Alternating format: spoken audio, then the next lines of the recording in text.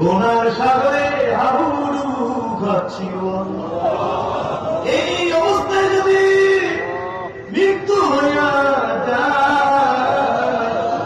এই অবস্থায় যদি কবরে চলিয়া যায়,